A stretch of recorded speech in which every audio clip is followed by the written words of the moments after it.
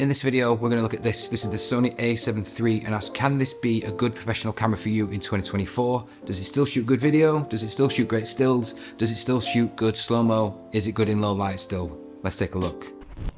So really, it just depends what you're using it with. If you're using budget lenses, the quality is still okay, and it'll be good for social media and things like that.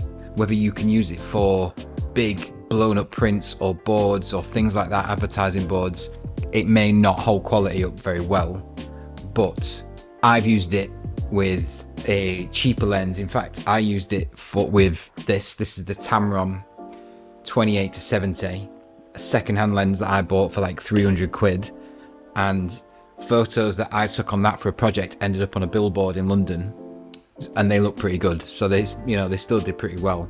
Spec wise, it's really hold its own. It really does hold its own, this camera. It's a 24 megapixel camera. If you're shooting stills, you can go up to sort of like 1,800th of a second shutter speed, 10 frames per second if you're shooting it on burst mode. So if you're at a gig or you're doing something, sports, and it needs fast action, you can get that with this.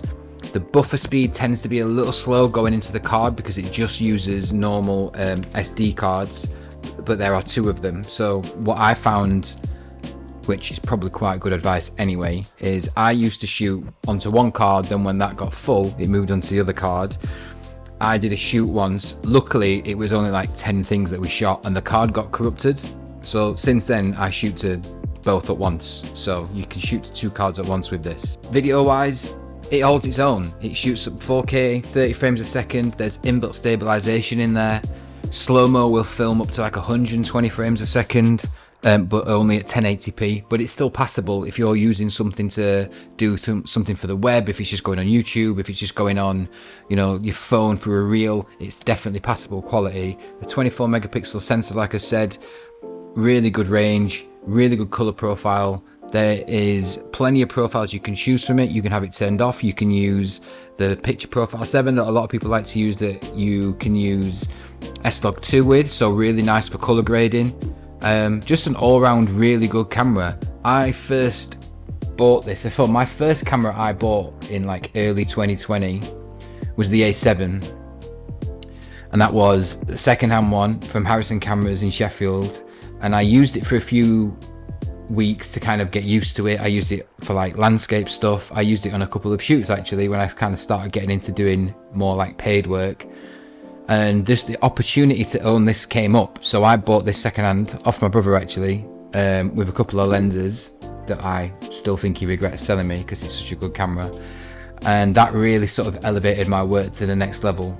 The only reason I upgraded from this is because I wanted to get the A7 IV so I could have a second camera, and I didn't want to just get another one of these to kind of have two of the same camera when there's an opportunity to get an upgraded version. The video is better as I do more video stuff. The video quality is just a lot better on the A7 IV because it shoots at 10-bit color profiles rather than the 8 that's on the A7 III.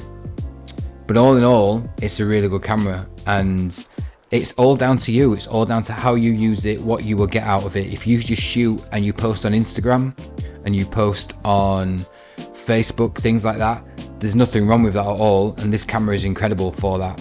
It sort of depends on the lenses you're using. So this was originally, like I say, I used to use this lens, which is the Tamron 28-70.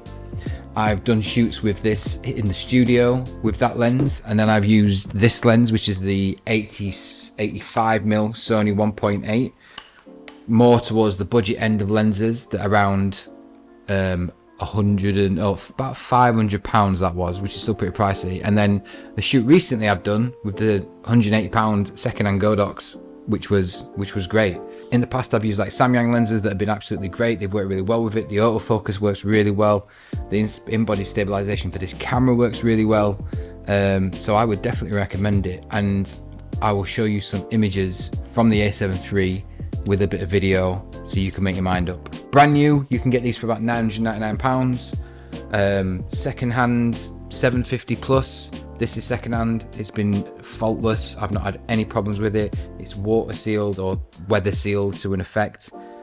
The video screen is pretty decent. It's just the old flippy out one, so if you're shooting and you're looking down, that's fine. It doesn't have like a fancy articulating one like this does, but it still does okay.